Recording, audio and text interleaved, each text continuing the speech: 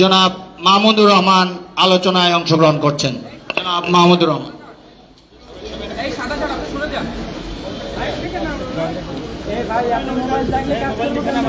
মোবাইলগুলো নিচে নামান। বিসমিল্লাহির রহমানির রহিম। উপস্থিত সুধীমণ্ডলী, আসসালামু আলাইকুম। আজ থেকে ঠিক 9 দিন আগে 6 বছরের নির্বাচন শেষে বিমানবন্দরে আমি বলেছিলাম যে আজকে কোনো রাজনৈতিক বক্তব্য দেব না, আপনাদের সাথে আবার দেখা হবে এবং সেই দিন আমার বক্তব্য আপনাদের সামনে আমি তুলে ধরব। তা আমি ভাবলাম যে সেই বক্তব্য তুলে ধরার সব থেকে ভালো জায়গা প্রেস ক্লাব ছাড়া তো আর কিছু হতে পারে না। তো আজকে আমি কৃতজ্ঞতা জানাচ্ছি প্রেস ক্লাবের নতুন প্রেসিডেন্টের কাছে, আমার সাবেক সহকর্মী হাসান হাফিজ, যে তিনি আজকে আমাকে প্রেস ক্লাবের সদস্য পদ দিয়েছেন। এই জন্য আপনাদের সবাইকে ধন্যবাদ। তো আজকে আমি সাধারণত আপনারা জানেন যে বক্তব্য সংক্ষিপ্ত করি, আজকে একটু লম্বা হয়ে যেতে পারে, কারণ শুধু আমার কথা বললে হবে না, রাষ্ট্রের কথাও একটু বলতে হবে, যেটার ইঙ্গিত আজিজ সাহেব করেছেন। এবং যেহেতু আজকে স্বাধীন বাংলাদেশে আমার প্রথম বক্তব্য, সেখানে কিছু বিষয় আমি না বললে কনফিউশন তৈরি হতে পারে। এবং আপনারা জানেন যে 9 দিন আগে নির্বাচন শেষে আসার পরে 5 দিন জেলে ছিলাম এবং এই 5 দিন জেলে থাকা অবস্থায় বাংলাদেশের সর্বশ্রেণীর নাগরিক আমাকে যে ভালোবাসা দেখিয়েছেন, আমাদের ডায়াসপোরা বিদেশ থেকে যে ভালোবাসা দেখিয়েছেন, তার কৃতজ্ঞতা জানানোর ভাষা আমার নাই। আমি এর যোগ্য নই, আমি তথাকথিত সুশীল নই, আমি সুশীল মিডিয়ার টাইটেল প্রাপ্ত বিশিষ্ট ব্যক্তি নই বাংলাদেশের। আমি রাজনৈতিক নেতা নই, রাজনীতির কোন রকম আকাঙ্ক্ষাও আমার নাই। আমি বাংলাদেশের আম জনতার একজন বর্ষিয়ান প্রতিনিধি মাত্র। আমি আমাকে ওইভাবেই বিবেচনা করি। বাঙালি মুসলমানের বড় বিস্মৃতি প্রবণতা রয়েছে, স্মৃতি ভ্রষ্ট হয়ে যায় খুব তাড়াতাড়ি, এমনকি নিকট অতীত খুব তাড়াতাড়ি ভুলে যায়। যেমন আমি দেখতে পাচ্ছি বাংলাদেশে ফিরে যে দানব শেখ হাসিনার, ফ্যাসিস্ট শেখ হাসিনার যে জুলুম, সেই জুলুম নিয়ে যেন আলোচনা ইতোমধ্যে কমে গেছে। আমরা অনেক বেশি আলোচনা করছি বর্তমান সরকারের ভালো খারাপ মন্দ এসব নিয়ে, কিন্তু তার থেকে কি বেশি আলোচনা হওয়া এখনো উচিত ছিল না যে দানব হাসিনা এই দেশটাকে কতটা ধ্বংস করে গেছে? কিন্তু সেই আলোচনা আমি কম শুনতে পাচ্ছি। এটাই বাঙালি মুসলমানের স্মৃতিশক্তি কম হওয়ার একটা প্রমাণ। তো আমি আমার দেশের প্রসঙ্গে অনেক কথা হয়েছে, আমি সংক্ষেপে দু একটি কথা বলতে চাই। কারণ হলো, এই যে মহান বিপ্লব ঘটে গেল জুলাই এবং আগস্টে, এই বিপ্লবে যে তরুণ ছাত্র জনতা, যাদের মধ্যে আজকে অনেকে উপস্থিত আছে, যারা নেতৃত্ব দিয়েছে, তারা আমার দেশ যখন লড়াই করছে তখন তারা বালক ছিল, তারা আমার দেশের অনেক কিছুই জানে না। একে বাঙালি মুসলমানের স্মৃতিশক্তি নাই, দ্বিতীয়ত যারা বিপ্লবের ভ্যানগার্ড, তারা ওই সময় একেবারেই বালক ছিল, তারা জানে না আমার দেশের লড়াইটা কি। কিছু শুনছে জানছে, কিন্তু তারা জানে না, তাদের ব্যক্তিগত অভিজ্ঞতা নাই। এই জন্য দু একটি কথা আমি শুধু বলবো। আমার দেশের বাস ছেড়ে কি লেখা ছিল থাকতো জানেন? ইয়াং জেনারেশন জানে না। আমার দেশ স্বাধীনতার কথা বলে, মাস ছেড়ে লেখা থাকতো। আজকে এই কথাটা আমার সহকর্মীরা কেউ বলে নাই। আমার দেশ স্বাধীনতার কথা বলে। কেন ছিল? এটা একটা মেসেজ ছিল। কার জন্য মেসেজ ছিল? হাসিনার ফ্যাসিবাদ এবং ইন্ডিয়ান হেজেমনি, ভারতীয় আধিপত্যবাদের বিরুদ্ধে মেসেজ ছিল আমার দেশের, যে আমার দেশ স্বাধীনতার কথা বলে। ওরা কিন্তু বুঝতে পেরেছিল এই মেসেজ কি। আপনারা জানেন যে বাংলাদেশের মিডিয়ায় এখন পর্যন্ত গত 53 বছর ধরে স্বাধীনতার পরে ভারতীয় হেজেমনি সম্পূর্ণভাবে নিয়ন্ত্রণ করে বসে আছে বাংলাদেশের অধিকাংশ মিডিয়া। এটাই হলো সত্য। বাংলাদেশের মালিক বলেন, সম্পাদক বলেন, সব ইন্ডিয়ান এজেন্ট। এটা হলো সত্য কথা এবং এটা পরিষ্কারভাবে আমাদের বলতে হবে। তো 2013 সালের সেই বিখ্যাত 8 কলাম ব্যাপী হেডলাইন আপনারা সবাই জানেন, যে সেই হেডলাইন শাহবাগে ফ্যাসিবাদের পদধ্বনি। আমি যখন নিউজ প্রিন্টে পেন্সিল দিয়ে আমার সহকর্মী আব্দুল্লাহ এবং আবদালকে দিলাম, দুইজন মুখ চাওয়াচাই করছে, কারণ সারা দেশের সেন্টিমেন্টের বিরুদ্ধে আমার দেশ দাঁড়িয়ে বলছে ফ্যাসিবাদের পদধ্বনি, শাহবাগে ফ্যাসিবাদের পদধ্বনি। সেদিন ঘটনাচক্রে একজন উপস্থিত ছিল, আমার দেশের না, তিনি আজকে উপস্থিত, তাকে দেখতে পাচ্ছি আমি, এবি পার্টির প্রধান মজিবুর রহমান মঞ্জুও সেদিন বসা ছিল ওখানে। তো মঞ্জু আমার ওই লেখা শুনে এবং ও হতভম্ব হয়ে গেল। হতভম্ব হয়ে কি বলবে, আমাকে তো কিছু বলতে পারে না, আমি তো অসম্ভব ঘাড়তারা মানুষ, কাজে আমাকে বলে কোনো লাভ নাই। সেও বোকার মতো কিছুটা আবদালের দিকে তাকায়, জাহিদ চৌধুরীর দিকে তাকায়, আব্দুল্লাহর দিকে তাকায়। তো ওটা একটা ইতিহাস হয়ে গেল 2013 সালে শাহবাগে ফ্যাসিবাদের পদধ্বনি। কিন্তু আরেকটি বিষয় আপনারা জানেন না, আমার সহকর্মীরা ভুলে গেছে, তারও 4 বছর আগে আমি লিখেছিলাম, আমার দেশে লিখেছিলাম, ফ্যাসিবাদের দিকে সরকারের যাত্রা। এটা কবে লিখেছিলাম জানেন? যখন ফ্যাসিবাদ শব্দ আসেই নাই, স্বৈরাচারের উপরে আমরা উঠতে পারি নাই, স্বৈরাচার ফ্যাসিবাদের পার্থক্য জানতাম না, তখন আমি লিখেছিলাম 2009 সালের এপ্রিল মাসে। এই যে এই বইতে এটা আছে, নবরূপে বাকশাল, এই বইতে আপনারা দেখবেন ফ্যাসিবাদের দিকে সরকারের যাত্রা। এটা 4 মাস তখন সরকারের বয়স। তারও 6 মাস আগে আমি লিখেছিলাম নবরূপে বাকশাল, নির্বাচনের আগে। এই সেই বই নবরূপে বাকশাল, এটা লেখা 2008 সালের নভেম্বর মাসে। এই বইটা ছাপা হয়ে গেছিল আমি যখন প্রথম জেলে। কারণ আমার দেশ ভারতীয় হেজেমনি এবং হাসিনার ফ্যাসিবাদের প্রকৃত চরিত্র একমাত্র আমার দেশ বুঝতে পেরেছিল এবং এখান থেকেই আমাদের সাংস্কৃতিক লড়াই মিডিয়াতে শুরু হয়েছিল আমার দেশে। বিচার বিভাগ, যখন বিচার বিভাগ আওয়ামী লীগের নির্লজ্জ দালালে পরিণত হয়েছিল, সর্বপ্রথম আওয়াজ তুলেছিল আমার দেশ। এবং আমার দেশে বলা হয়েছিল, আমি লিখেছিলাম স্বাধীন বিচারের নামে তামাশা। আর আমার সহকর্মী নিউজ করেছিল অলিউল্লাহ নোমান বিদেশে, যে চেম্বার মানেই সরকার পক্ষে স্টে। এই 2 নিউজের জন্য আমিও জেলে গেছি, অলিউল্লাহ নোমানও জেলে গেছে। কিন্তু আজকে প্রমাণিত হয়েছে যে আসলেই কতটা আওয়ামীকরণ হয়েছিল সেদিন বিচার বিভাগ। পরবর্তীতে স্কাইপ কেলেঙ্কারির কথা তো আপনারা সবাই জানেন।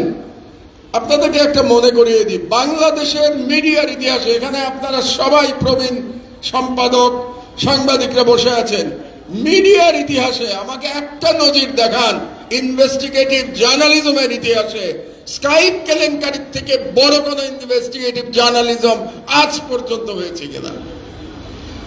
অবিশ্বাস্য এক ইনভেস্টিগেটিভ জার্নালিজমের উদাহরণ ছিল স্কাইপ কেলেঙ্কারি বের করা, প্রকাশ করা। আপনাদেরকে 1972 সালের একটা সংবাদপত্রের ঘটনার কথা মনে করিয়ে দিই, ওয়াটারগেট স্ক্যান্ডাল। এটা প্রকাশ করেছিল ওয়াশিংটন পোস্টে 1972-তে। নিক্সনের সম্পর্কে যে 2 সাংবাদিক করেছিলেন তার নাম বব উডওয়ার্ড এবং কার্ল বার্নস্টাইন। বব উডওয়ার্ড শুধু পুলিৎজার প্রাইজই পান নাই, এটার জন্য তারা পুলিৎজার প্রাইজ পেয়েছিলেন এই ইনভেস্টিগেটিভ জার্নালিজমের জন্য। তারা ইনভেস্টিগেটিভ জার্নালিজমের ইতিহাসে অমর হয়ে আছেন। ইনভেস্টিগেটিভ জার্নালিজম বললেই সবাই ওয়াটারগেট স্ক্যান্ডালের কথা বলে, আর আমার দেশে আমরা স্বীকৃতি পাই নাই। কিন্তু ইনভেস্টিগেটিভ জার্নালিজমের কথা বললে স্কাইপ কেলেঙ্কারি আসা উচিত, কিন্তু আজ পর্যন্ত এই স্বীকৃতি আমরা পাই নাই, বরং তার পরিবর্তে আমাকে জেলে যেতে হয়েছে। 5 বছর জেলে ছিলাম। আমার সহকর্মী অলিউল্লাহ নোমানকে সপরিবারে লন্ডনে গিয়ে রাজনৈতিক আশ্রয় চাইতে হয়েছে। আমার দেশ বন্ধ হয়েছে, শত শত সাংবাদিক বেকার হয়েছে। এই হচ্ছে পার্থক্য, যেটা বাংলাদেশে ইনভেস্টিগেটিভ জার্নালিজমের রোল মডেল হওয়া উচিত ছিল। তার পরিবর্তে আমাদের কি জুটেছে? লাঞ্ছনা এবং সাজা। আজ পর্যন্ত প্রশংসা পাই নাই আমরা। এমনকি জাতীয়তাবাদী এবং ইসলামপন্থী ঘরানার সাংবাদিকদের মধ্যেও এটা নিয়ে কোনো আলোচনা নাই যে এটা কত বড় ইনভেস্টিগেটিভ জার্নালিজমের উদাহরণ ছিল। এবং আরো মজার ব্যাপার দেখেন, ওই ঘটনার পরে এই স্কাইপ কেলেঙ্কারির জন্য যে বিচারপতি দায়ী ছিলেন সেই নিজামুল হক নাসিম, এটা আপনাদের জন্য লজ্জার কথা। এই নিজামুল হক নাসিম, তার প্রমোশন হয়েছিল, সে আপিল বিভাগে গিয়েছিল এবং আপনাদের জন্য লজ্জার কথা এই জন্যে যারা সাংবাদিক, তিনি প্রেস কাউন্সিলের চেয়ারম্যান হয়েছিলেন। আপনারা এটা বাধা দিতে পারেন না। যে লোকের এরকম নৈতিক স্খলন, নিজামুল হক নাসিম, সে আপনাদের প্রেস কাউন্সিলের চেয়ারম্যান হয়েছিল। আর তার এই অপরাধ বের করার অপরাধে আমি জেলে গেছিলাম। আজকেও আপনি চিন্তা করেন, বাংলাদেশে ওই যে বললেন না এখনো ফ্যাসিবাদ আছে, ফ্যাসিবাদ কতটা এখনো বিস্তৃত যে এখনো মাহমুদুর রহমানকে এসবির রিপোর্টে বলা হয় ক্রিমিনাল। আমি ক্রিমিনাল, এসবির রিপোর্টে মাহমুদুর রহমান ক্রিমিনাল। আর নিজামুল হক নাসিম বিশিষ্ট ব্যক্তি আপনাদের দেশে। নিজামুল হক নাসিমের জেলে থাকা উচিত, সে ঘুরে বেড়াচ্ছে। নিজামুল হক নাসিমের তো এতক্ষণে অ্যারেস্ট হওয়া উচিত ছিল, গ্রেপ্তার হওয়া উচিত ছিল নিজামুল হক নাসিমের। কারণ একজন বিচারপতি এরকম অনৈতিক কাজ করতে পারে না, যেটা স্কাইপ কেলেঙ্কারিতে আমরা প্রমাণ করেছিলাম। আরেকটা মজার জিনিস আপনাদেরকে দেখাই, এটা একটা কাগজ, এটা কিন্তু বেশ ভাইরাল হোয়াটসঅ্যাপে। এটা হচ্ছে মোহাম্মদ মহিউদ্দিন আহমেদ, সে হলো বিশেষ পুলিশ সুপার সিআইডি যশোর। তো সে তার প্রমোশনের জন্য একটা কাগজ তৈরি করেছে তৎকালীন সরকারের সময় 2022 সালে। তো তার কি মানে সে কি বড় বড় কাজ করেছে, কি মহৎ কাজ করেছে। মহৎ কাজের মধ্যে একটা কাজ আমি আপনাদেরকে পড়ে শোনাচ্ছি। আমার দেশ পত্রিকার সম্পাদক মাহমুদুর রহমানকে আটক করে তথ্য প্রযুক্তি আইনে আমি চার্জশিট দিয়েছি। তার মানে মাহমুদুর রহমানকে অ্যারেস্ট করে তথ্য প্রযুক্তি আইন ICT 57 ধারায় চার্জশিট দেয়া একটা ক্রেডিট, এবং এটা ক্রেডিট হিসাবে সে অফিসিয়ালি, এটা এমন না যে কোনো প্রাইভেট কাগজ, it is a official document. এবং এই হচ্ছে বাংলাদেশ। এবং এই পুলিশ কোথায় আমি জানি না, মহিউদ্দিন আহমেদ কোথায়, এখন কোথায় চাকরি করে, কি পোস্টে আছে আমার জানা নাই, কিন্তু এরাই তো আছে পুলিশে। তো পুলিশের সংস্কার তো এখনো হয় নাই, এটা হচ্ছে বাস্তবতা। এই বাস্তবতা মেনে নিয়েই আমাদেরকে লড়াই অব্যাহত রাখতে হবে। তো বাংলাদেশে খালি পুলিশের কথা বলে কি হবে? মেইন প্রবলেম কোথায় জানেন? বাংলাদেশের মেইন প্রবলেম মিডিয়াতে। 1971 সাল থেকে বাংলাদেশের মিডিয়া সম্পূর্ণভাবে ভারতীয় এজেন্ট এবং ভারতীয় সম্প্রসারণবাদের যারা এদেশীয় দালাল, তাদের দখলে চলে গেছে। আমি ইকবাল সোবহান চৌধুরী কিংবা নাইমুল ইসলাম খান মার্কা দুর্নীতিবাজ এবং নিম্ন শ্রেণীর চাটুকারদের কথা বলতে চাই না। আমার অবাক লাগে, ইকবাল সোবহান চৌধুরী নাকি এখনো প্রেস ক্লাবে আসে। কিভাবে আপনারা বসেন, কিভাবে আপনারা ইকবাল সোবহান চৌধুরীর পাশে বসেন আমার জানা নাই। কি হচ্ছে, আমার কাছে অবাক লাগে যে ইকবাল সোবহান চৌধুরী এখনো প্রেস ক্লাবে আসে। এই ইকবাল সোবহান চৌধুরী আমার দেশ দখল করতে চেয়েছিল। আমার সহকর্মীরা জাহিদ চৌধুরী এরা খুব ভালো করেই জানে ইকবাল সোবহান চৌধুরীর ইচ্ছা ছিল আমার দেশ দখল করা। সেই ইকবাল সোবহান চৌধুরী প্রেস ক্লাবে আসে। আপনাদের নেতা এখনো ইকবাল সোবহান চৌধুরী আসে ভাই, আসে না আজিজ সাহেব, আসে না বললে হবে না, আসে ইকবাল সোবহান চৌধুরী।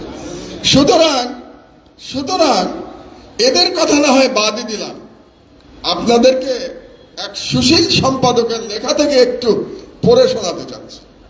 নামটা একটু পরে বলি, আগে লেখাটা একটু পড়ি, একটু শোনেন মনোযোগ দিন। বঙ্গবন্ধুর আওয়ামী লীগ বাংলাদেশ সৃষ্টিতে আমাদের নেতৃত্ব দিয়েছে। গত 14 বছর ধরে শেখ হাসিনার আওয়ামী লীগ দেশ গঠনে আমাদের নেতৃত্ব দিচ্ছে। অতীতের অন্য যে কোনো সরকারের চেয়ে এই অর্জনগুলো স্মরণীয় এবং অতুলনীয়। এটা কবেকার লেখা জানেন? 2022 সালের লেখা, 2022 সালের ডিসেম্বরের লেখা। তো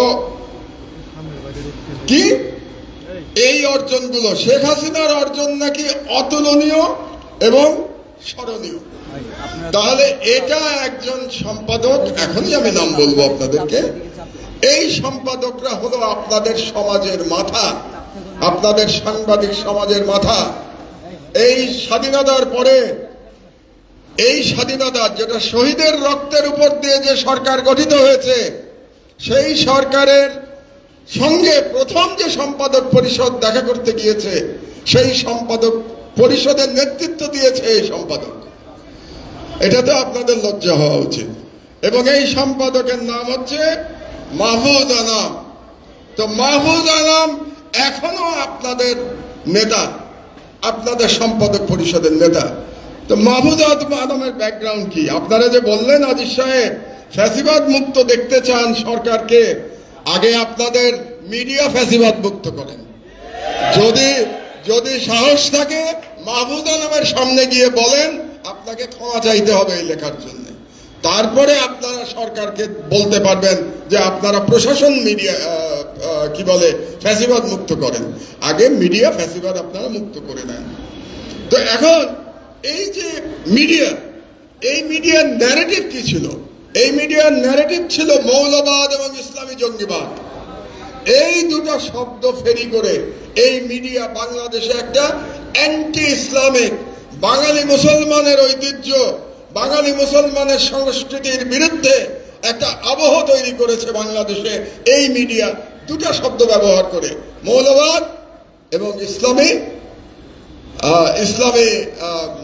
ইসলামী জঙ্গিবাদ। এটা হচ্ছে ভারতীয় হিন্দুত্ববাদী প্রধানমন্ত্রী মোদির ন্যারেটিভ। তো এই মোদির ন্যারেটিভ বাংলাদেশে ফেরি করেছে যে মিডিয়াগুলো, সেই মিডিয়াগুলো এখনো কিন্তু তাদের ক্ষমতা নিয়ে টিকে আছে। কাজেই তাদের বিরুদ্ধে যদি আমরা লড়াই করতে না পারি, এই বিপ্লব আপনি এগিয়ে নিয়ে যেতে পারবেন না। কারণ একটা দেশের মিডিয়া সেই জাতির দর্পণ। এই মিডিয়াতে এই জাতির সংস্কৃতি, এই জাতির কি বলবো আইডেন্টিটি, এগুলি প্রতিফলিত হতে হবে। বাংলাদেশের মিডিয়াতে দুর্ভাগ্যবশত এখন পর্যন্ত প্রকৃতপক্ষে আমাদের জাতীয় আইডেন্টিটি, জাতীয় ঐতিহ্য প্রতিফলিত হচ্ছে না। এটাই হচ্ছে আমার দেশের লড়াই। আমার দেশের লড়াই হচ্ছে এই বিজাতীয় সংস্কৃতির বিরুদ্ধে বাংলাদেশের বাঙালি মুসলমানের আইডেন্টিটি এবং সংস্কৃতিকে এস্টাবলিশ করা। এটাই আমার দেশের সাংস্কৃতিক লড়াই। আমি খুব অবাক হলাম, এই সরকারের খুব পাওয়ারফুল একজন ব্যক্তি ডক্টর ইফতেখারুজ্জামান, তিনি কদিন আগে বললেন মৌলবাদের উত্থান হচ্ছে বাংলাদেশে। পাওয়ারফুল ব্যক্তি এই জন্য বলছি, তাকে একটা কমিশনের প্রধান করা হয়েছে। তার মানে যিনি কমিশনের, আমি সরকারে ছিলাম, খুব ছোট দায়িত্বে ছিলাম ভাই, এমন কোনো বড় দায়িত্বে ছিলাম না, কিন্তু সরকারে ছিলাম। কিন্তু আপনি যখন সরকারে থাকবেন, সরকারের অংশ হবেন, আপনার প্রতিটি কথা সরকারের কথা, এটা মনে রাখতে। আমি ব্যক্তি মাহমুদুর রহমান এখন যেটা বলতে পারবো, আমি কোনো দলীয় সরকারের অধীনে গেলে আমি বলতে পারবো না, কারণ আমার কথা তখন সরকারের কথা। তা আমি জানতে চাই, বাংলাদেশে মৌলবাদের উত্থান ইফতেখারুজ্জামান কোথা থেকে দেখলেন আবার নতুন করে? এই একই বয়ান দিয়ে বাংলাদেশে ফ্যাসিবাদ প্রতিষ্ঠা হয়েছে। শেখ হাসিনা 16 বছর ফ্যাসিস্ট শাসন চালাতে পেরেছে, এই মৌলবাদের কার্ড ফেরি করে তারা চালাতে পেরেছে। এই মৌলবাদের কার্ড ফেরি করে বাংলাদেশে গুম খুন হয়েছে। এই মৌলবাদের কার্ড ফেরি করে বাংলাদেশে আয়নাঘর হয়েছে। এই মৌলবাদের কার্ড ফেরি করে বাংলাদেশে বিচার বহির্ভূত হত্যা হয়েছে। হাজার হাজার মানুষকে হত্যা করা হয়েছে মৌলবাদের কার্ড ব্যবহার করে। আপনি ইফতেখারুজ্জামান এই সরকারের আমলে আবার আপনি মৌলবাদের কার্ড ফেরি করছেন। আপনার উদ্দেশ্য কি? আবার নতুন করে নতুন কোন আদলে ভারতীয় সাম্রাজ্যবাদকে বাংলাদেশে প্রতিষ্ঠা করা, এটা আপনার উদ্দেশ্য। আপনি সাম্প্রদায়িকতার বিরুদ্ধে বলেন, আমরা আপনার সঙ্গে আছি। মৌলবাদ শব্দ ব্যবহার করবেন না। মৌলবাদ শব্দ ইজ এ ন্যারেটিভ। এটা হচ্ছে ওয়ার এগেনস্ট টেরর। বুশের যে ওয়ার এগেনস্ট টেরর এবং ইন্ডিয়ার হিন্দুত্ববাদের ন্যারেটিভ হচ্ছে মুসলমানদের মৌলবাদী বলা। এটা তাদের ন্যারেটিভ। আপনি সাম্প্রদায়িকতার বিরুদ্ধে বলেন, আমরা আপনার সঙ্গে আছি, কিন্তু মৌলবাদ শব্দ বলবেন না। আমরাও সাম্প্রদায়িকতার বিরুদ্ধে, কিন্তু সাম্প্রদায়িকতা কি কেবলমাত্র মুসলমানদের মধ্যে? অন্য ধর্মের সাম্প্রদায়িকতা নাই?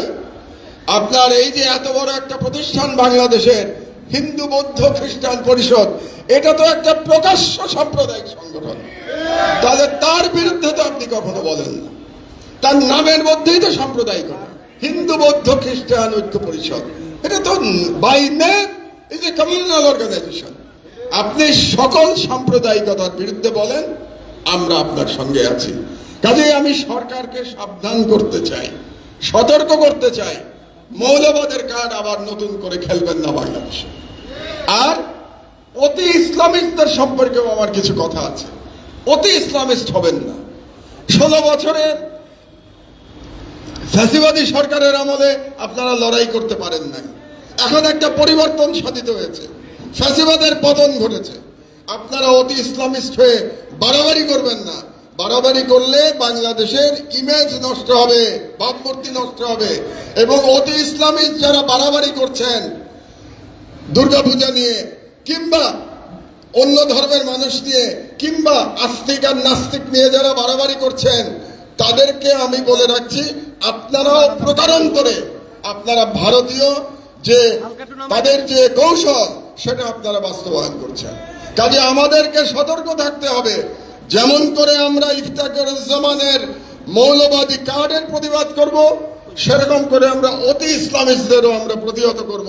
এটা আমাদের করতে হবে, তাহলেই বিপ্লব সফল হবে। আদারওয়াইজ বিপ্লব সফল করা মুশকিল হয়ে যাবে। আরেকজন পাওয়ারফুল ব্যক্তি এই সরকারের, তার সম্পর্কে 2-4টা কথা বলা দরকার। ডক্টর দেবপ্রিয় ভট্টাচার্য এই সরকারের প্যারালাল ফাইন্যান্স মিনিস্টার। একজন আছেন ডক্টর সালাউদ্দিন, তিনি হচ্ছেন নামে উপদেষ্টা, আর প্যারালাল এবং more powerful is doctor Debapriya Bhattacharya. কারণ দেখলাম আমরা যে প্রফেসর ইউনূস সাহেব যে আমেরিকাতে গেলেন, তার সঙ্গে সফর সঙ্গী হিসেবে সালাউদ্দিন সাহেব যান নাই, সফর সঙ্গী হিসেবে গিয়েছিলেন ডক্টর দেবপ্রিয়। এই ডক্টর দেবপ্রিয় এত পাওয়ারফুল, আপনাদেরকে 11 সরকারের সময় মনে করিয়ে দেই, এই ডক্টর দেবপ্রিয়র জন্য বাংলাদেশের আইন পরিবর্তন করা হয়েছিল তাকে সরকারি পদ দেওয়ার জন্য। আপনারা ভুলে যান, ওই যে বলি না বাঙালি মুসলমান বড় তাড়াতাড়ি ভুলে যায়। এই doctor Debapriya was a beneficiary of 111 government. ভুলে গেছেন আপনারা সবাই? তাকে বিদেশে চাকরি দেওয়ার জন্য ফরেন মিনিস্ট্রিতে বাংলাদেশের আইন রাতারাতি বদলানো হয়েছিল। কি আইন বদলানো হয়েছিল আমি বলতে চাই না, এটা ব্যক্তিগত, আপনারা জেনে নেবেন। কিন্তু আইন বদলানো হয়েছিল তাকে সরকারে দেওয়ার জন্য। আজকে সেই দেবপ্রিয় অনেক পাওয়ারফুল। এই দেবপ্রিয় 2005 সাল থেকে পুরো 11 সরকারের সময় বাংলাদেশে ইন্ডিয়ান করিডোর দেওয়ার জন্য তিনি প্রতিদিন ক্যাম্পেইন করেছেন। বিদেশিদের টাকা নিয়ে প্রতিদিন সেমিনার করেছেন তিনি, যাতে বাংলাদেশে তথাকথিত করিডোর, তথাকথিত ট্রানজিট দেওয়া হয়। এবং তার বক্তব্য কি ছিল সেদিন মনে করে দেখেন। আবারও আপনাদের স্মরণ শক্তি মানে আমি হেল্প করছি আপনাদের মনে করার জন্য। তিনি এই বয়ান ফেরি করতেন যে ট্রানজিট দিলে পরে ট্রানজিট থেকে আমরা যে শুল্ক পাবো, সেই শুল্ক দিয়ে বাংলাদেশ সিঙ্গাপুর হয়ে যাবে। সেই শুল্ক দিয়ে নাকি আমরা এত টাকা পাবো ভারতকে ট্রানজিট দিলে পরে, যে ওই টাকাতেই বাংলাদেশের ফরেন কারেন্সির সব প্রবলেম সলভ হয়ে যাবে, আমাদের আর ফরেন কারেন্সি লাগবে না। দেবপ্রিয় বাবু, আমি জানতে চাই আপনার কাছ থেকে, এই গত 16 বছরে ট্রানজিট থেকে কত ডলার আয় করেছে বাংলাদেশ, আমি জানতে চাই। আজ পর্যন্ত আপনাদের কোন সাংবাদিক এই প্রশ্নটা সরকারকে করে নাই। আসলে 16 বছরের চাটুকারিতা করতে করতে আপনাদের সাংবাদিকদের আর ব্যাকবোন বলে কোনো জিনিস নাই। আপনারা যে মন্ত্রীকে তো শুধু চাটুকারিতা করেন, আপনারা মন্ত্রীকে তো কেউ প্রশ্ন করেন না। আমরা তো দেখেছি সংবাদ সম্মেলনের নামে কি হয়, তো আমরা দেখেছি এই দেশে। সুতরাং আমরা আজকে যদি আমার দেশ থাকতো, আমি বলে দিচ্ছি আপনাকে, আমার দেশ এতদিনে দেবপ্রিয় বাবুকে জিজ্ঞেস করত দুটা প্রশ্ন, যে আপনি আমাকে হিসাব দেন যে আপনি যে ট্রানজিটের পক্ষে ওকালতি করতেন সেই ট্রানজিট দিয়ে আমরা কত টাকা আয় করেছি, কত ডলার আয় করেছি। এক, সেই আয় যদি যত সামান্য হয়ে থাকে, আমার যেটা ইনফরমেশন সেই আয়ের নাম মাত্র নাই বললেই চলে, তো সেই আয় যদি যত সামান্য হয়ে থাকে, তাহলে আপনি যে আমাদেরকে তখন স্বপ্ন দেখিয়েছিলেন যে ট্রানজিট দিলে পরে বাংলাদেশ কি বলে সিঙ্গাপুর হয়ে যাবে, তাহলে তার জন্য কি আপনি ক্ষমা চাইবেন জাতির কাছে? আমি দাবি করছি দেবপ্রিয়কে ক্ষমা চাইতে হবে দাবির কাছে। শোনেন, শেখ হাসিনাকে তোয়াক্কা করি নাই, নরেন্দ্র মোদীকে তোয়াক্কা করি নাই, এই সরকারকে তোয়াক্কা করব আমি? জেল জুলুম আমার হজম হয়ে যায়, ও কিছু যায় আসে না আমার জেল জুলুমে। সুতরাং এই সরকারের ক্ষমতাবান ব্যক্তি ডক্টর দেবপ্রিয়, এই সরকারের ক্ষমতাবান ব্যক্তি ডক্টর ইফতেখারুজ্জামান, এদেরকে কে নিয়োগ দিচ্ছে? ইউনূস সাহেব একবার বলেছিলেন ওনার নিয়োগকর্তা নাকি ছাত্ররা। তো ওনার নিয়োগকর্তা যদি ছাত্ররা হয়ে থাকে, তাহলে কি এই সমন্বয়করা দেবপ্রিয় ইফতেখারকে চাকরি দিচ্ছে, তাদেরকে নিয়োগ দিচ্ছে? এটা আমার খুব জানার ইচ্ছা রইল। আর এটা যদি না জানে, তাহলে সমন্বয়কদের যে সকল প্রতিনিধি এখানে আজকে উপস্থিত আছেন, তারা যান দেবপ্রিয়র সাথে বসেন এবং আপনারা দেবপ্রিয়কে জিজ্ঞাসা করেন যে ট্রানজিট নিয়ে আপনার ভূমিকা কি ছিল। এটা আমি দেখতে চাই যে ইয়াং জেনারেশন দেবপ্রিয়কে জিজ্ঞাসা করবে ট্রানজিট নিয়ে আপনার ভূমিকা পরিষ্কার করেন জাতির কাছে। আমি আর বক্তব্য খুব বেশি দীর্ঘায়িত করব না, কিন্তু এই কথাগুলো খুব গুরুত্বপূর্ণ। বিপ্লবের মর্মবাণী উপলব্ধি করার জন্য গুরুত্বপূর্ণ। আমি চেতনা শব্দটা ব্যবহার করলাম না, একটা ঘৃণিত শব্দ চেতনা। গত 53 বছরের অতি ব্যবহারে জীর্ণ একটা ঘৃণ্য শব্দ হয়ে গেছে চেতনা। এই জন্য চেতনা শব্দ আমি লেখা ছেড়ে দিয়েছি, ব্যবহার করা ছেড়ে দিয়েছি। এই চেতনা শুনতে শুনতে আমি বলতে চাই মর্মবাণী, বিপ্লবের মর্মবাণী উপলব্ধি করতে হবে আমাদেরকে। সেই কারণে আমি বলছি ইনশাআল্লাহ আমার দেশ পুনঃপ্রকাশ হবে, ইনশাআল্লাহ আমার দেশ পুনঃপ্রকাশ হবে। আমার সাথে, এবং আমি আশা করি এবং আমি বিশ্বাস করি এই সরকারের অধিকাংশ উপদেষ্টা আমার দেশের ব্যাপারে সহানুভূতিশীল। তারা চান যে আমার দেশ চালু হোক। কিন্তু এখানে দেবপ্রিয়রা আছেন, ইফতেখারুজ্জামানরা আছেন, এখানে দেবপ্রিয় এবং ইফতেখারুজ্জামানদের যে সোশ্যাল মিডিয়া প্রমোট করে সেই সোশ্যাল মিডিয়া আছে, এবং এদের প্রশাসনে দোসররা আছে। তারা আমার দেশের পুনঃপ্রকাশ চায় কিনা এটা নিয়ে আমার সন্দেহ আছে। কাজে এই ব্যাপারে আপনারা সাবধান থাকবেন, সচেতন থাকবেন। তবে যদি আমার দেশ প্রকাশে কোন রকম বাধা সৃষ্টি করা না হয়, তাহলে আবার আমরা রাজপথে আন্দোলন শুরু করব। রাজপথে তো আমাদের কোনো ভয় নাই, রাজপথের আন্দোলনকে তো এই সরকার আটকাতে পারবে না। তা আমি আশা করতে চাই এই সরকার, আমাদের সরকার আমি বলতে চাই, কারণ এই সরকার আবু সাঈদের, শহীদ আবু সাঈদের রক্তের উপর দিয়ে প্রতিষ্ঠিত। যে সরকার শহীদ আবু সাঈদের রক্তের উপর দিয়ে প্রতিষ্ঠিত, সেই সরকারকে বলতেই হবে আমাদের সরকার। সেই সরকার ভুল ত্রুটি করতে পারে, তারপরেও সেই সরকার আমাদের সরকার। সেই সরকারের ভুলগুলো দেখিয়ে দিতে হবে। সেই সরকারে যদি ফ্যাসিবাদের দোসররা থাকে, তাদের বিরুদ্ধে আমাদের আন্দোলন করতে হবে। সরকারকে বলতে হবে এই ফ্যাসিবাদের দোসরদের আপনারা সরিয়ে দেন, কিন্তু সরকারকে সহযোগিতা করতে হবে যতক্ষণ না পর্যন্ত এই সরকার হাসিনার মতো দিল্লির কাছে আবার সারেন্ডার না করে। দিল্লির ব্যাপারে আমাদের কোনো কম্প্রোমাইজ নাই, এটা পরিষ্কার করে আমি বলে দিতে চাই। দিল্লির ব্যাপারে আমার দেশ এবং আমি ব্যক্তি মাহমুদুর রহমানের কোনো কম্প্রোমাইজ নাই। যে সরকারি ক্ষমতায় আসুক না কেন, সেটা বিএনপি আসুক, জামাত আসুক, নতুন কোন দল আসুক, দিল্লির সাথে যে দালালি করবে তাদের সাথে আমাদের লড়াই অব্যাহত থাকবে। আমি যতদিন জীবিত আছি ততদিন আমার লড়াই অব্যাহত থাকবে। আর একটা কথা আমি বলেছিলাম বক্তব্যের শুরুতে, যে আপনারা আমাকে যে ভালোবাসা দিয়েছেন এটা এটা প্রকাশ করার ভাষা নাই, তবে এটা এই ঋণ পরিশোধ করবার জন্য আমি কথা দিচ্ছি, আমি মাহমুদুর রহমান জনগণের কাতারে থেকে আমি জনগণের অধিকার প্রতিষ্ঠা এবং বাংলাদেশের সার্বভৌমত্ব রক্ষার জন্য মৃত্যু পর্যন্ত লড়াই করে যাব ইনশাআল্লাহ। সর্বশেষ, এই সরকারের কাছে আমার কিছু দাবি আছে। এই দাবি, একজন বর্ষিয়ান নাগরিক, সিনিয়র সিটিজেন এবং এই ফ্যাসিবাদ বিরোধী আন্দোলনের অতি সামান্য একজন কর্মী হিসাবে এই সরকারের কাছে আমার দাবিনামাগুলো পেশ করে আমার বক্তব্য আমি ইতি টানব। আমি 7টা দাবি আজকের জন্য ঠিক করেছি, 7টা দাবি, 7 ডিমান্ডস। 1 নম্বর ডিমান্ড, ছাত্র জনতার বিপ্লবে আহতদের দেশে ও বিদেশে যথাযথ চিকিৎসা এবং পুনর্বাসনের জন্য অনতিবিলম্বে একটি কমিটি গঠন করতে হবে। আমি ইউনূস সরকারকে আমার অভিজ্ঞতা থেকে একটা সাজেশন দিতে চাই, নেয়া না নেয়া ডক্টর ইউনূসের ব্যাপার। এই কমিটিটা 4 জন ব্যক্তির সমন্বয়ে আপনি করেন। 1 নম্বর ব্যক্তি স্বাস্থ্য উপদেষ্টা। কেন? কারণ যারা আহত তারা সবাই কোনো না কোনো হসপিটালে তারা চিকিৎসাধীন আছে, কাজেই স্বাস্থ্য উপদেষ্টার পক্ষে তাদের তালিকা পাওয়া খুব সহজ এবং কার কি সমস্যা এটা জানা সহজ, সুতরাং স্বাস্থ্য উপদেষ্টা। 2 নম্বর, অর্থ উপদেষ্টা ডক্টর সালাউদ্দিন, কারণ তাদের দেশে বিদেশে চিকিৎসা এবং পুনর্বাসনের জন্য টাকা লাগবে, সেই টাকার বিষয়টা অর্থ মন্ত্রণালয়কে দেখতে হবে, কাজে কোঅর্ডিনেশনের জন্য অর্থমন্ত্রী লাগবে।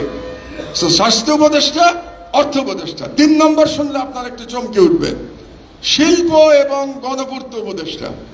তা আপনারা ভাববেন এর সাথে সম্পর্ক কি? মন্ত্রণালয়ের সাথে সম্পর্ক নাই, ব্যক্তির সাথে সম্পর্ক আছে। কারণ ব্যক্তিটি হচ্ছেন আদিলুর রহমান খান। আদিলুর রহমান খান কে? তিনি একজন মানবাধিকার কর্মী, তিনি আন্তর্জাতিকভাবে সমাদৃত একজন মানবাধিকার কর্মী। আর এই যে চিকিৎসা এবং তাদের পুনর্বাসন, এটা মানবাধিকারের ব্যাপার, কাজে আদিলুর রহমান খানকে এই কমিটিতে লাগবে। 3 জন। আর 4 নম্বরকে, 3 জন তো বয়স্ক গেল, একজন তরুণ লাগবে না? আমাদের এই যারা লড়াই করেছে, যারা ভ্যানগার্ড ছিল বিপ্লবের, তাদের লাগবে না? সেটা হচ্ছে মাহফুজকে লাগবে। মাহফুজ হচ্ছে ডক্টর ইউনূসের রাজনৈতিক সচিব আর উপদেষ্টা, যাই হোক, সহকারী। কেন মাহফুজকে লাগবে? কারণ মাহফুজ ইজ দ্য চোখ এবং কান ডক্টর ইউনূসের, এবং সে রিপ্রেজেন্ট করে ইয়াং জেনারেশনকে, কাজে মাহফুজকে এই কমিটিতে লাগবে। আমি ডক্টর ইউনূসকে সাজেশন দিলাম, গ্রহণ করা না করা তার ব্যাপার। এই 4 জনের সমন্বয়ে আপনি অনতিবিলম্বে একটা কমিটি গঠন করে দেন। 2 নম্বর, বাংলাদেশ ছাত্রলীগকে অনতিবিলম্বে এই সপ্তাহের মধ্যে একটি সন্ত্রাসী সংগঠন ঘোষণা করে বেআইনি ঘোষণা করতে হবে, নিষিদ্ধ করতে হবে। বাংলাদেশে গত 16 বছরে যত সন্ত্রাসী কর্মকাণ্ড ঘটেছে তার জন্য একতরফাভাবে বাংলাদেশ ছাত্রলীগ দায়ী। আর এই যে ছাত্র জনতার বিপ্লবে হাজার হাজার ছেলে মেয়েকে হত্যা করা হয়েছে, আবু সাইদকে হত্যা করা হয়েছে, মুগ্ধকে হত্যা করা হয়েছে, এই হত্যাকারীর মধ্যে পুলিশ ছিল এবং ছাত্রলীগের গুন্ডা বাহিনী ছিল। কাজেই ছাত্রলীগকে আমরা এই অনুষ্ঠান থেকে, আমার দেশ পরিবারের পক্ষ থেকে এবং সাংবাদিক সমাজের পক্ষ থেকে এই সরকারকে আমরা 7 দিনের আলটিমেটাম দিচ্ছি। 7 দিনের মধ্যে ছাত্রলীগকে সন্ত্রাসী সংগঠন করে নিষিদ্ধ ঘোষণা করতে হবে, অন্যথায় আমি সাংবাদিক সমাজকে মাঠে সাথে নিয়ে আমরা রাজপথে আন্দোলন শুরু করব এই অ্যাকশন নেওয়ার জন্য। 3 নম্বর, যমুনা সেতুকে শহীদ আবু সাইদ সেতু নামকরণ করতে হবে, যাতে করে যুগের পর যুগ, শতাব্দীর পর শতাব্দী মানুষ যখন যমুনা ব্রিজ দিয়ে পার হবে তারা শহীদ আবু সাইদকে দেখতে পাবে। আর আবু সাইদের সেই প্রসারিত হাতে তার সেই শাহাদাত গ্রহণ বাংলাদেশের তরুণ সমাজকে শত শত বছর ধরে অনুপ্রাণিত করবে। এই জন্য যমুনা ব্রিজকে অনতিবিলম্বে শহীদ আবু সাইদ সেতু ঘোষণা করতে হবে। 4 নম্বর, 2009 সালের পর থেকে ভারতের সাথে যে সকল চুক্তি সম্পাদন করা হয়েছে সেগুলোর প্রতিটি ধারা উপধারা জনসম্মুখে প্রকাশ করতে হবে, ট্রান্সপারেন্সি দেখাতে হবে, জনগণকে জানতে হবে ভারতের সাথে কি কি চুক্তি হয়েছে আমার। এক। দুই, এটার সেকেন্ড পার্ট হচ্ছে এগুলো পুনর্বিবেচনার জন্য একটা কমিটি গঠন করতে হবে যেখানে দেশপ্রেমিকরা থাকবে, যেখানে ডক্টর ইফতেখারুজ্জামান এবং ডক্টর দেবপ্রিয়র মতো কোনো ব্যক্তি, ফ্যাসিবাদের কোনো দোসর এবং ভারতীয় হেজেমনের এ দেশীয় কোনো দালাল থাকতে পারবে না।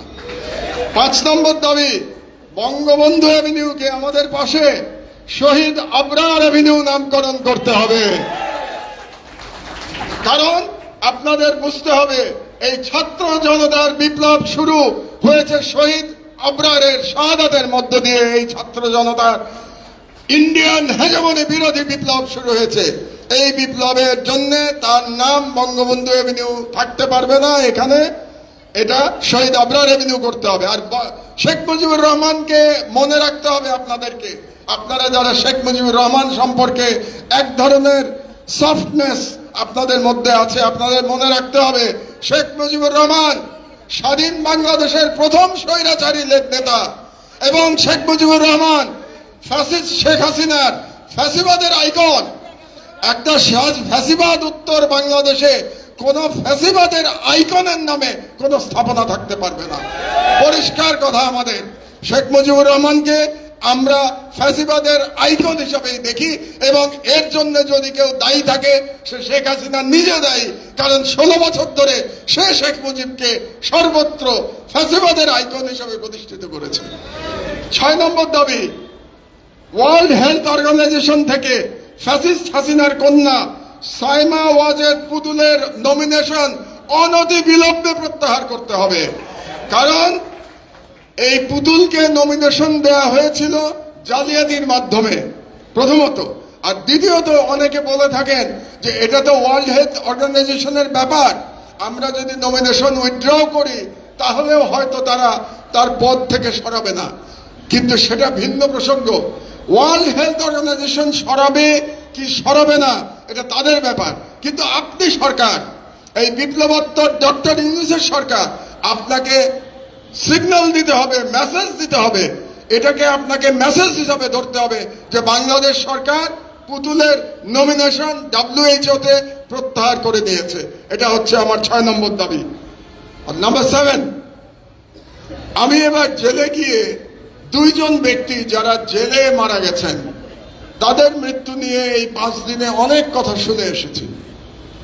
বিগত ফ্যাসিবাদী সরকারের আমলে তারা মৃত্যুবরণ করেছেন, কিন্তু আমাকে জেল থেকে যেটা বলা হয়েছে 2 জনকেই হত্যা করা হয়েছে। এটা জেলের 90% কয়েদিদের ধারণা, যে আমি নাম বলছি আপনাদেরকে একটু পরে, যে 2 জনকেই ফ্যাসিবাদী সরকার হত্যা করেছে। তার মধ্যে একজন আমার বন্ধু, আমার ক্লাস ফ্রেন্ড, বুয়েটের ছেলেরা আজকে এখানে আছে, তোমরা জেনে রাখো, যার কথা বলছি সে বুয়েটের ছাত্র, বুয়েটে আমার ক্লাস ফ্রেন্ড ছিল, তার নাম lieutenant general major brigadier general Rahim. Brigadier general Rahim জেলে বন্দী ছিল 10টা অস্ত্র মামলা এবং 21শে আগস্ট গ্রেনেড হামলার মামলায়, এবং তাকে বলা হয়েছে সে হার্ট অ্যাটাক করে মারা গেছে, কিন্তু আমাকে বলা হচ্ছে যে তার হার্ট অ্যাটাক হয়েছিল, তারপরে তার চিকিৎসা করা হয়নি। এখানে ডাক্তার একজন বসে আছে, ডাক্তার সালাউদ্দিন, তাকে যখন আইসিইউতে নিয়ে গেছে, আইসিইউ এর বিদ্যুৎ বন্ধ করে দেওয়া হয়েছিল, পাওয়ার ছিল না, আইসিইউতে কোনো ইলেকট্রিসিটি ছিল না, 2 থেকে 3 ঘন্টা ইলেকট্রিসিটি ছিল না। ওইখানে ওই অবস্থায় ব্রিগেডিয়ার জেনারেল রহিম মারা গেছে, রীতিমতো ছটফট করতে করতে মারা গেছে। এটা আমাকে একজন কয়েদি বলেছে, সত্য মিথ্যা আমি জানি না, আমি শুধু বললাম এই একজন। আর দ্বিতীয় ব্যক্তি বিএনপির নেতা নাসিরউদ্দিন পিন্টু। নাসিরউদ্দিন পিন্টুকেও বলা হয়ে থাকে রাজশাহী জেলে তাকে হত্যা করা হয়েছিল। কাজেই এই সরকারের কাছে আমার 7 নম্বর দাবি, আপিল বিভাগের একজন বিচারপতির নেতৃত্বে একটা বিচার বিভাগীয় কমিটি করতে হবে, তদন্ত কমিটি। সেই কমিটির দায়িত্ব হবে সমস্ত কাগজপত্র পর্যালোচনা করে ব্রিগেডিয়ার জেনারেল আমার বন্ধু ব্রিগেডিয়ার জেনারেল রহিম এবং আমার ছোট ভাই নাসিরউদ্দিন পিন্টু তাদের মৃত্যুর তদন্ত করা। এই 7টি দাবি আজকে আপনাদের এই অনুষ্ঠান থেকে জনগণের পক্ষ থেকে আমি সরকারের কাছে বললাম, আমরা এই সরকারকে কিন্তু সহযোগিতা করতে চাই। আমি বারে বারে বলছি, কারণটাও বলেছি, শহীদদের রক্তের উপর দিয়ে এই সরকার প্রতিষ্ঠিত হয়েছে। কাজে সরকারেরও এমন কিছু করা উচিত না যাতে করে কোনো কারণে আমাদের আস্থায় ফাটল ধরে। আমি আশা করতে চাই ডক্টর ইউনূসের সরকার সফলভাবে তাদের সকল দায়িত্ব শেষ করে দায়িত্ব ইলেক্টেড গভর্নমেন্টের কাছে দিয়ে তারা চলে যাবেন। আমরা আশা করছি, এখনো আমরা আশা করছি। আজকের বক্তব্য একটু দীর্ঘ হয়ে গেল, আই এম সরি, বাট আপনাদের এই কথাগুলো বলা খুব প্রয়োজনীয় বোধ করেছি। তো আজকের বক্তব্য শেষ করছি এই বলে যে বিপ্লব দীর্ঘজীবী হোক, ইনকলাব জিন্দাবাদ, বাংলাদেশ জিন্দাবাদ।